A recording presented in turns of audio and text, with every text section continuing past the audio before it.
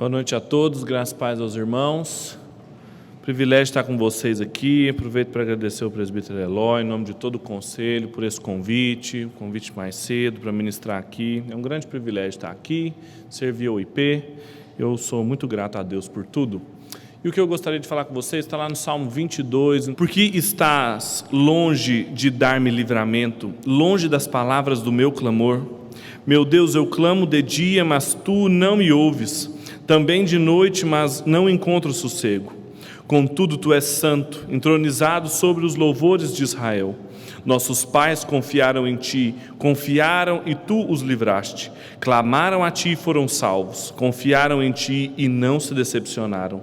Mas eu sou como um verme, e não um homem, alvo de zombaria dos homens e desprezado pelo povo. Todos os que me veem zombam de mim, mexem os lábios e balançam a cabeça, dizendo: ele confiou no Senhor. Que ele o livre e o salve, pois ele quer o seu bem. Mas foste tu quem me tirou do ventre e me sustentou quando eu ainda estava no seio de minha mãe. A ti fui entregue desde o meu nascimento. Tu és o meu Deus desde o ventre da minha mãe. Não te distancies de mim, pois a angústia está perto, e ninguém pode me acudir. Muitos touros me cercam, fortes touros de Bazã me rodeiam. Abrem a boca contra mim como um leão que despedaça e ruge. Como água me derramei e todos os meus ossos se deslocaram. Meu coração é como cera, derreteu-se dentro de mim. Minha força secou como um caco de barro e a língua grudou-se no céu da boca. Tu me lançaste no pó da morte. Pois cães me rodeiam, um bando de malfeitores me cerca, perfuraram-me as mãos e os pés. Posso contar os meus ossos, eles me olham, ficam a me observar. Repartem sobre si as minhas roupas e tiram sorte sobre a minha túnica. Mas tu, Senhor, não te distancies de mim. Minha força, apressa-te em socorrer-me. Livra-me da espada e a minha vida do poder dos cães. Salva-me da boca do leão. Sim, livra-me dos chifres do boi selvagem.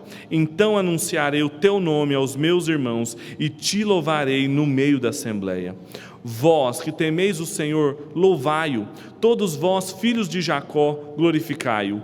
Temei-o todos vós, descendência de Israel, porque não desprezou, nem rejeitou a aflição do aflito, nem dele escondeu o rosto, pelo contrário, ouviu-o quando clamou. O meu louvor na grande assembleia vem de ti. Cumprirei os meus votos na presença dos que o temem. Os humildes comerão e ficarão satisfeitos, e os que o buscam o Senhor o louvarão.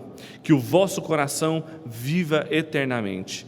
Todos os confins da terra se lembrarão e se converterão ao Senhor, e todas as famílias das nações se prostrarão diante dele, porque o reino é do Senhor, e é ele quem governa as nações.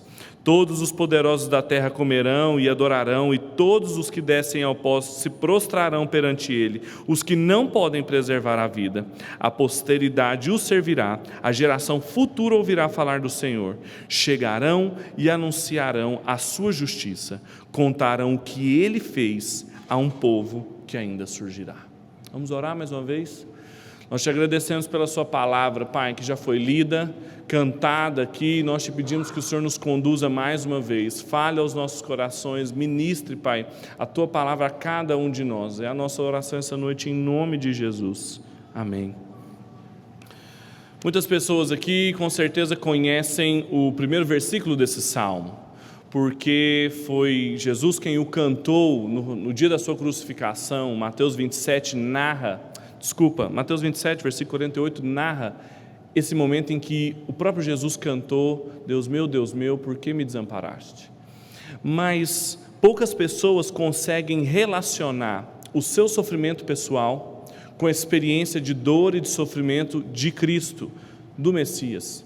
Porque todos nós estamos convictos que os cristãos não estão imunes às experiências de dor, de sofrimento, de lamento, mas poucos de nós estão conscientes de uma compreensão do que seria sofrer em Cristo, do que seria experimentar a dor e o sofrimento permanecendo na fé, mas mais do que isso, glorificando o nome de Deus através do nosso sofrimento.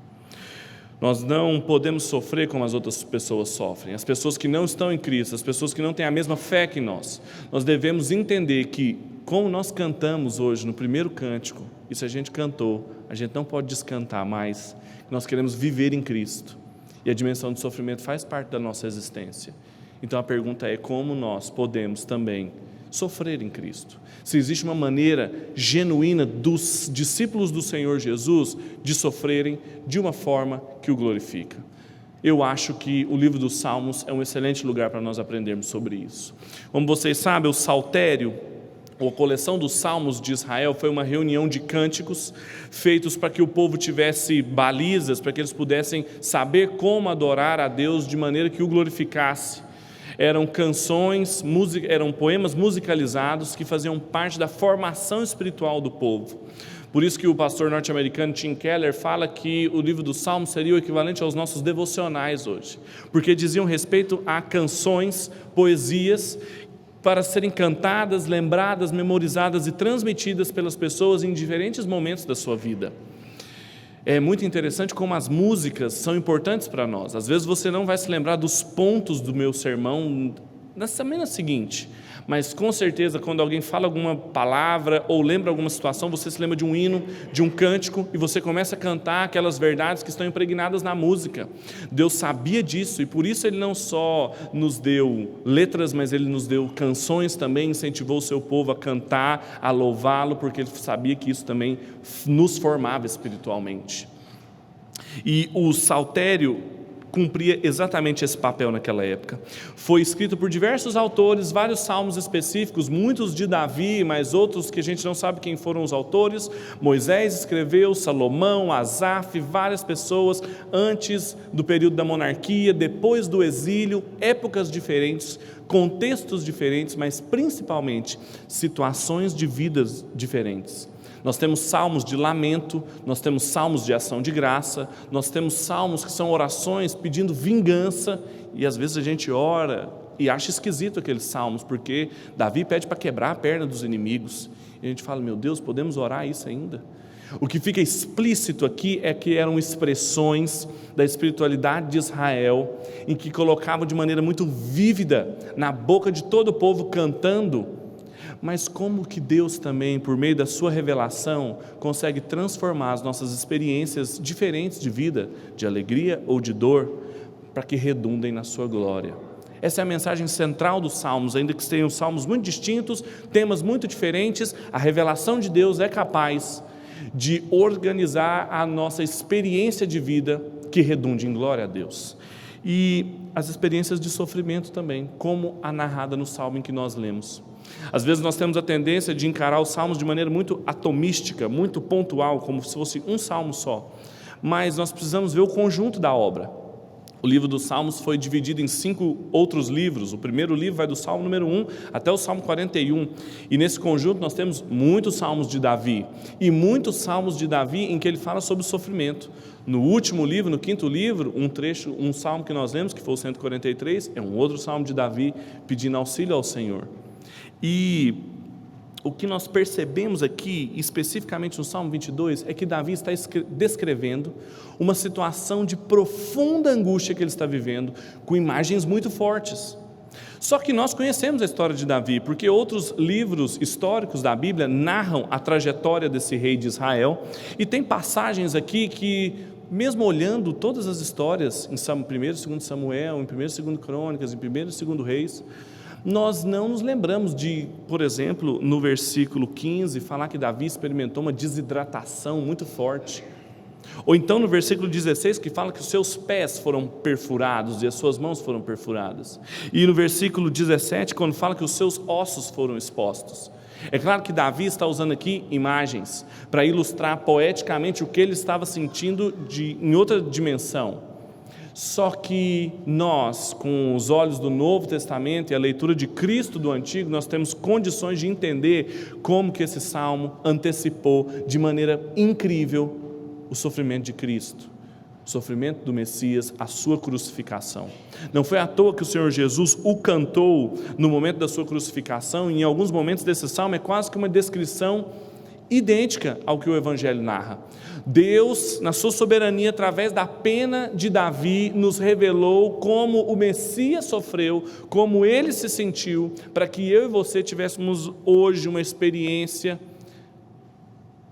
dos nossos sofrimentos, da nossa dor, e pudéssemos pensar como fazer isso em Cristo.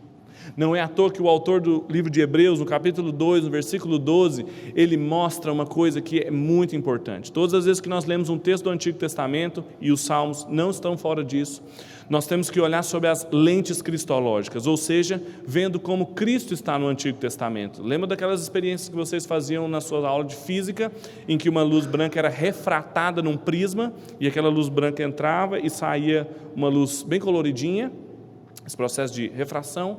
Cristo é o prisma, através do qual o Antigo Testamento passa, e no Novo nós temos condições perfeitas de ver aquilo que no Antigo era apenas sombra ainda, e que no Novo a dimensão total é dada.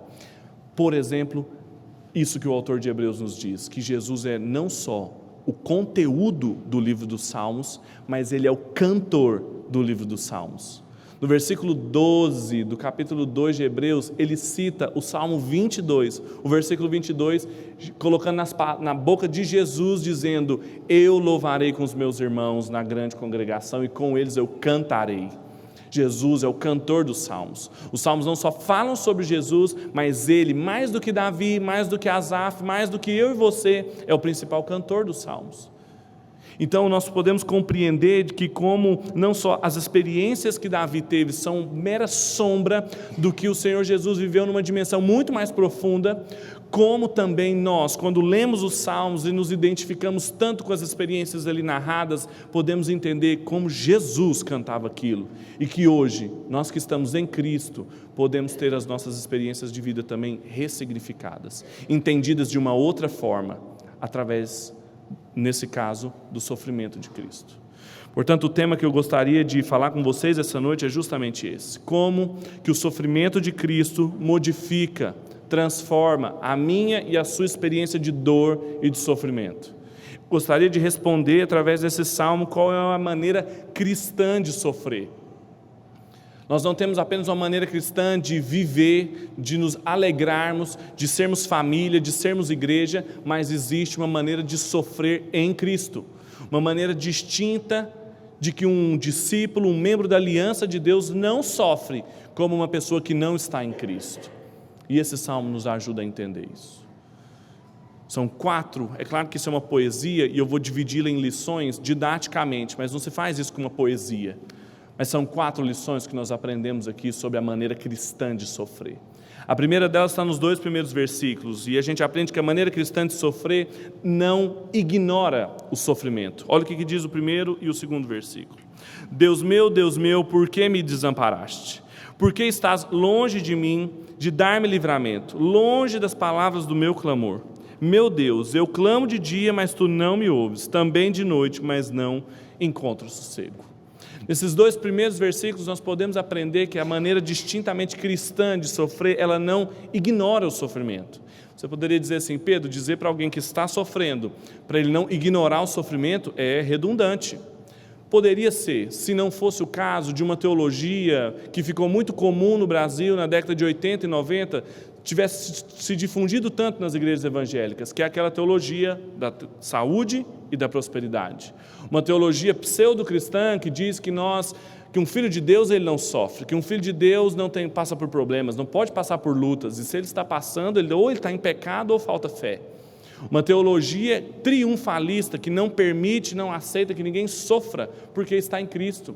Isso é um absurdo do ponto de vista bíblico e desumano do ponto de vista da existência, porque a Bíblia nos mostra Davi, quando escreveu esse salmo, ele, que a Bíblia fala várias vezes que era um homem segundo o coração de Deus, não esteve imune ao sofrimento, mas mais do que isso, o nosso Senhor Jesus cantou esse salmo, nos mostrando como a dor e o sofrimento, infelizmente, são partes constituintes da nossa vida.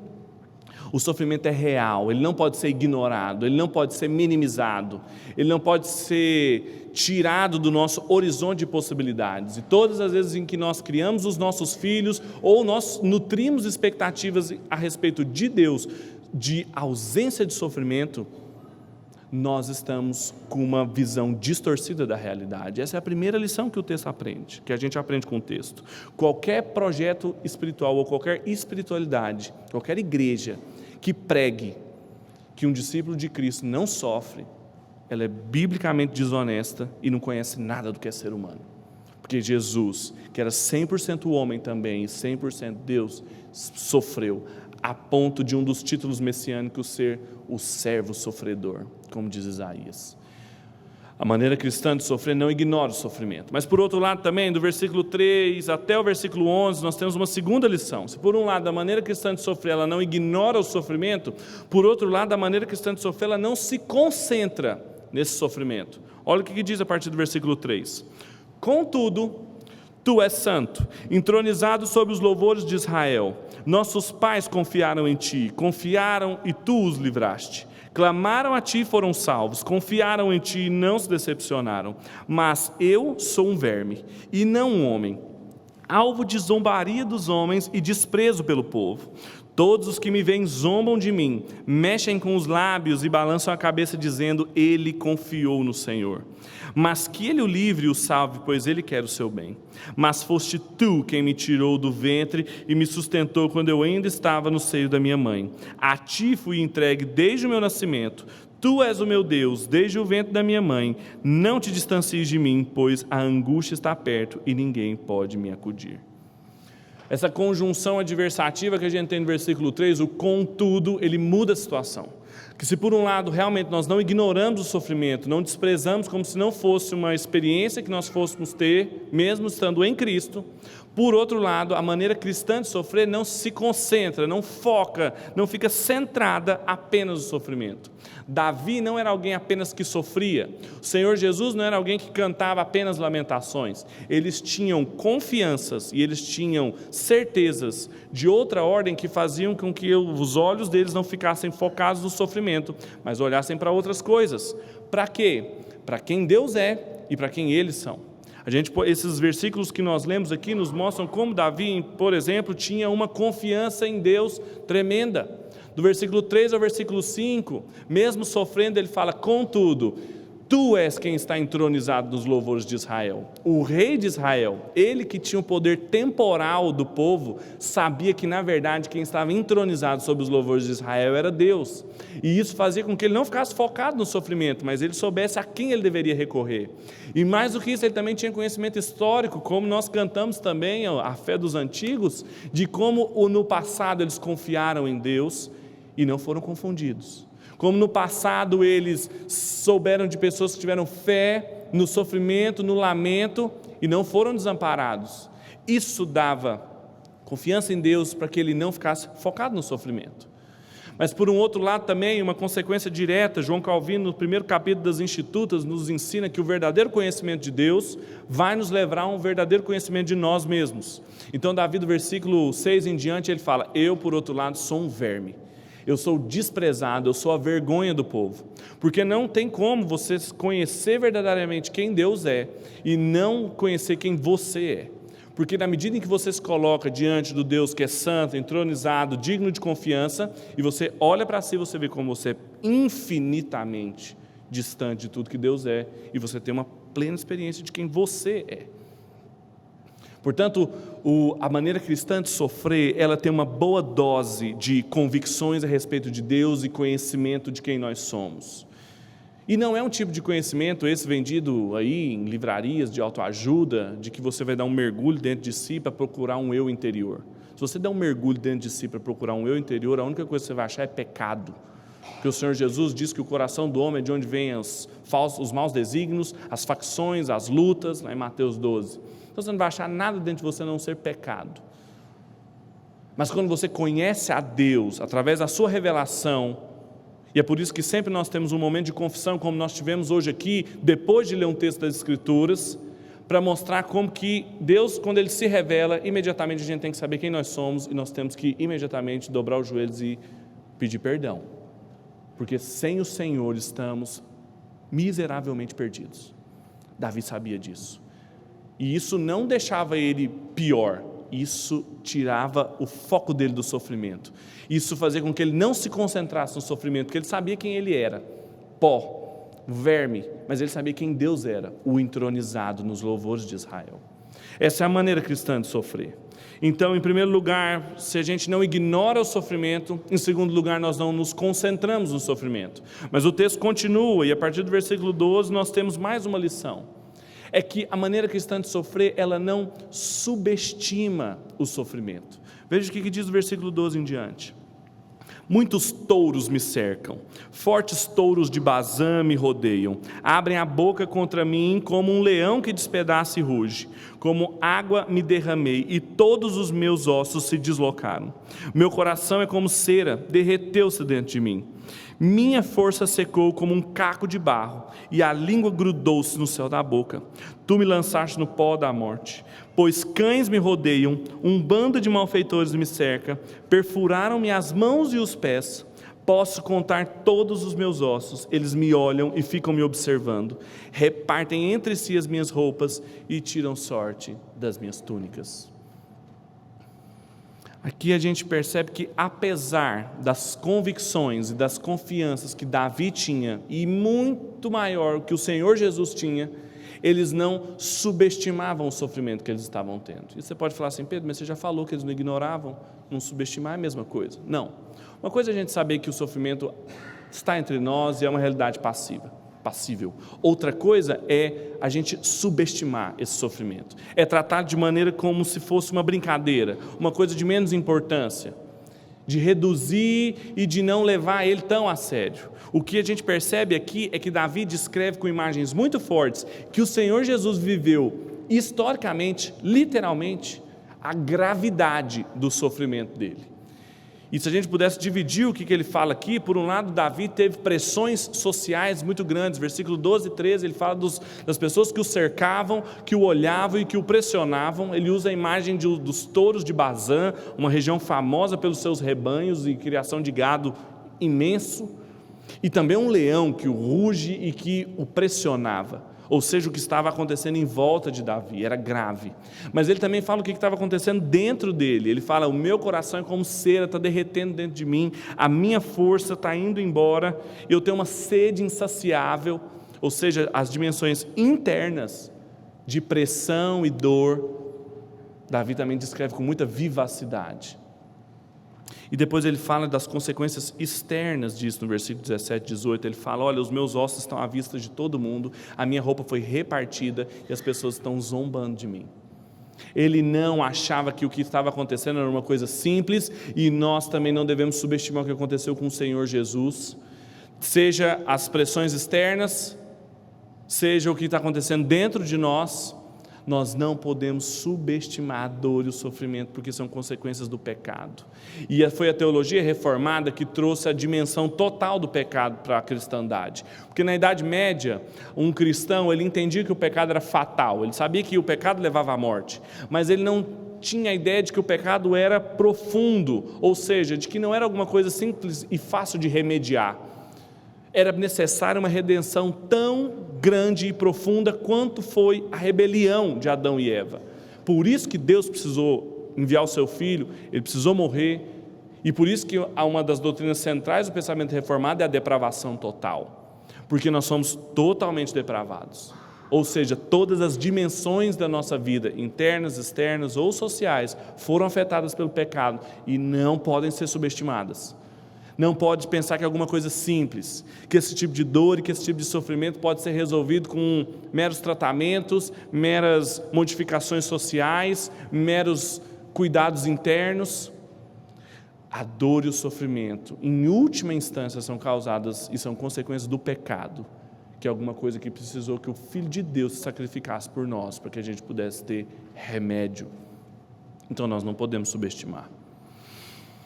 E em quarto e último lugar, a maneira cristã de sofrer, se por um lado ela não ignora o sofrimento, se ela não se concentra no sofrimento, se ela não subestima o sofrimento, em último lugar, ela não sucumbe ao sofrimento. Olha o que diz o versículo 19 até o versículo 23. Mas tu, Senhor, não te distancies de mim.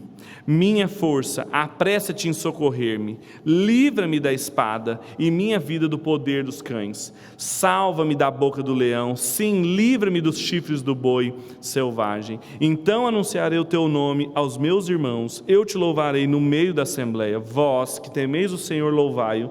Todos vós, filhos de Jacó, glorificai-o. Temei todos vós, descendência de Israel. O final do Salmo, que não vai só esses versículos que nós lemos, mas vai até o 31, que daria uma outra pregação, é um hino de vitória de Davi. Davi sabia que apesar da gravidade do que ele sofria, apesar de não subestimar o sofrimento que ele estava tendo, ele sabia que a última palavra, quem ia dar do sofrimento dele, era o seu Deus, era o seu Senhor. Ele não tinha nenhuma possibilidade dele desistir de crer que Deus o livraria. Davi nitidamente não quer permanecer ali. E aqui nós temos uma lição importante para nós, porque se por um lado nós somos rápidos para criticar a teologia da prosperidade e os seus excessos em dizer que a gente tem que ter uma vida vitoriosa, de saúde, de prosperidade, por um outro lado existe um outro excesso que diz que bom é sofrer. Quanto mais sofrimento, quanto mais dor, mais pobre, mais parecido com Cristo. Como se o sofrimento tivesse alguma coisa em si mesmo que pudesse ser glorificado ou glamourizado. E não é verdade. Davi não queria ficar sofrendo. Ele não é o homem segundo o coração de Deus porque ele sofreu muito. Ele não queria permanecer ali, por isso ele pedia de todas as formas para Deus o livrar. Ele lembrava do testemunho dos antigos, ele falava do que estava acontecendo externamente, porque ele não queria permanecer ali. E ele era tão convicto que de Deus podia o livrar, que os votos que ele faz, no versículo 22, mas principalmente do 24 em diante, estão todos em forma de certeza. Ele fala assim: eu vou cantar com os meus irmãos na congregação, eu vou cumprir os meus votos. Claramente uma imagem das ofertas que ele ia levar ao templo em gratidão a Deus. Ele tinha certeza disso, ele sabia que Deus não iria o decepcionar. E do versículo 24 até o 31 é como se ele desse as razões. O versículo 24 começa, por quê? E ele vai falando sobre por que ele tinha tanta confiança. Por quê? No versículo 24, porque Deus não despreza quem sofre. Nós não estamos nos relacionando, o Deus e Pai do nosso Senhor Jesus não é alguém que olha a gente sofrer e não está nem aí. Ele não despreza quem sofre. Mas mais do que isso também, ele no versículo 25 e 26 mostra como que Deus não fica limitando o seu livramento, fica regrando o livramento dele. Ele fala que aqueles que sofrem vão se fartar. Aqueles que estão angustiados vão viver para sempre. Essa é a esperança, que quando nós passamos pelo crivo de Cristo, ela assume as dimensões que ela verdadeiramente tem. A promessa do Evangelho é que de todos os olhos dos que estão em Cristo, toda lágrima vai ser enxugada. Não vão ser algumas lágrimas, vão ser todas. Aqui nós vamos viver para sempre, e todas as faltas, todas as carências que nós temos serão saciadas em Cristo de maneira plena na sua segunda vinda. Essa é a promessa, e Davi tinha meio conhecimento disso, ele ainda tinha uma revelação parcial, mas o Senhor Jesus tinha plena convicção disso. Por isso ele é o cantor do Salmo 22, e eu e você também podemos cantar, na certeza de que nós, um dia toda dor, todo sofrimento, toda angústia vai ser enxugada, vai ser livrada por Deus na congregação dos santos. Ele fala, e é interessante, os versículos 27 a 30, ele chama atenção para um detalhe. Davi começa o salmo falando do seu sofrimento.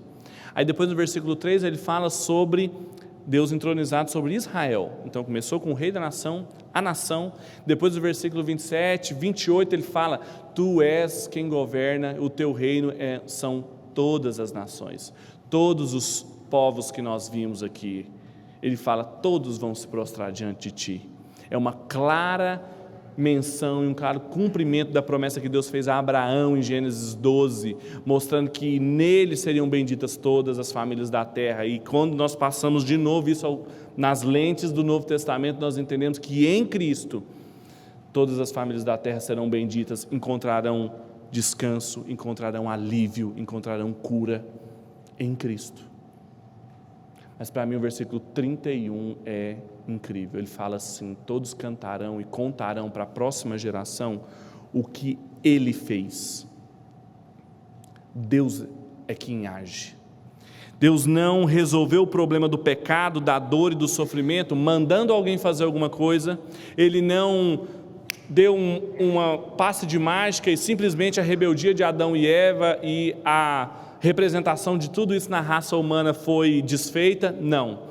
Deus mesmo, enviando o seu Filho, encarnando na história, nascendo, sofrendo, morrendo, mas ressuscitando, fez tudo o que nós vamos cantar e o que nós vamos contar para a próxima geração.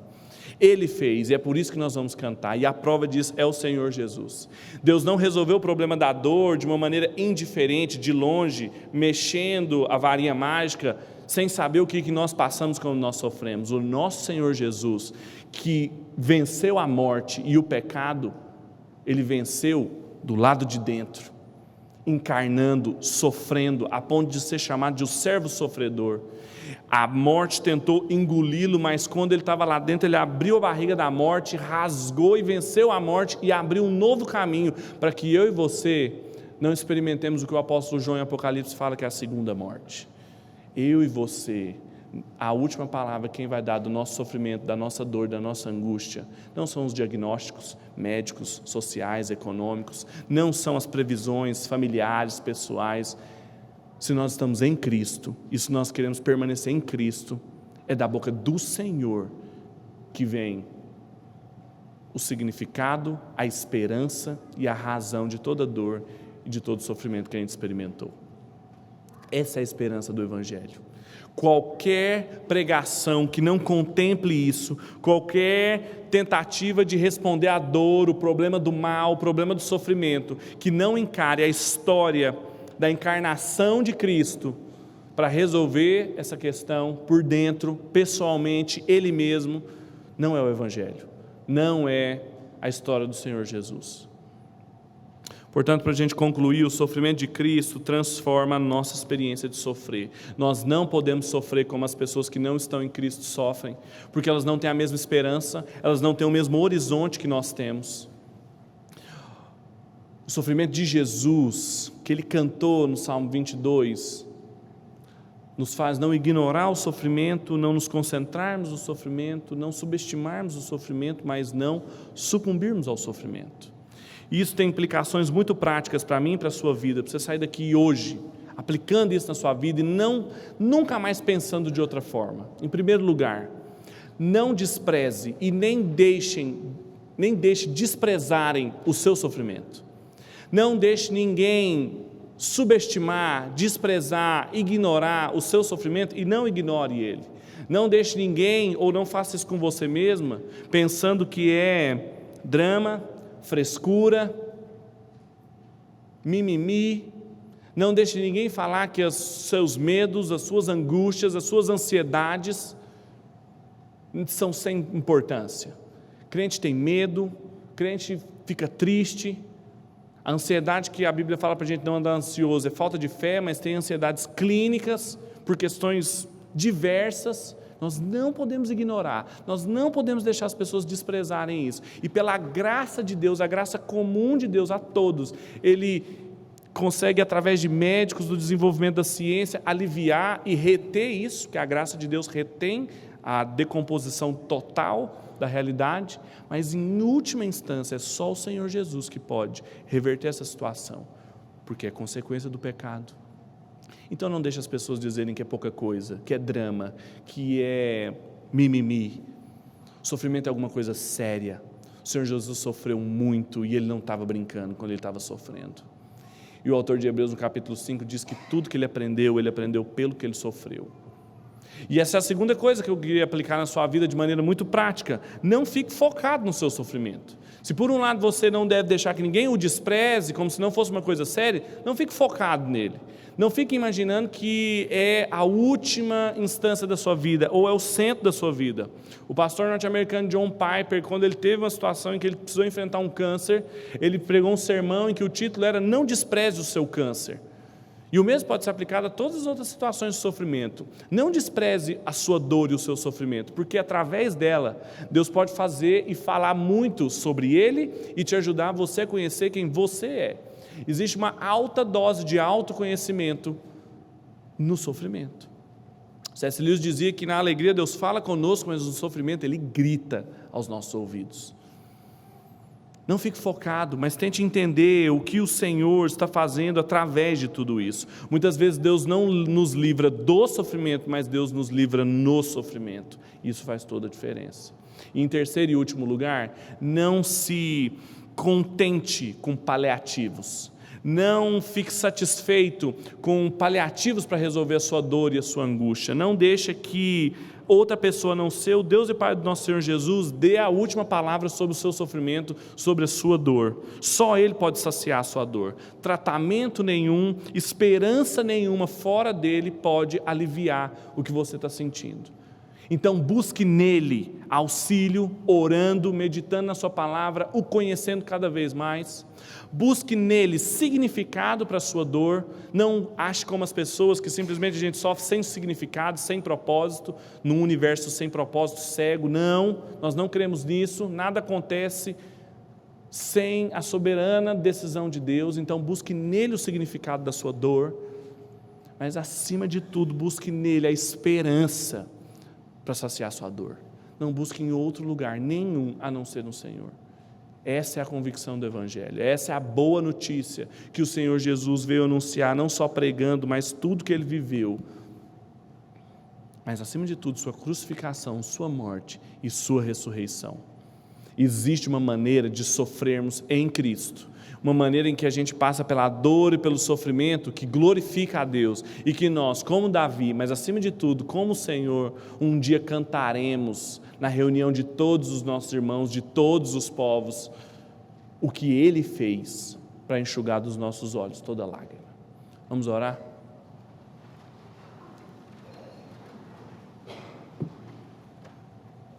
Deus nosso Pai, nós te louvamos, porque Tu és um Deus tão grande, tão santo, e mesmo assim o Senhor se preocupou em se revelar a nós, a registrar a Sua revelação na Sua palavra, e nos deu estruturas sociais, governamentais, para que hoje no Brasil a gente pudesse estar aqui reunido para ler Tua palavra e entender as dimensões da nossa dor, do nosso sofrimento, Pai. Senhor, que não é servido por mãos humanas, de que não há nada que a gente faça que o Senhor precise.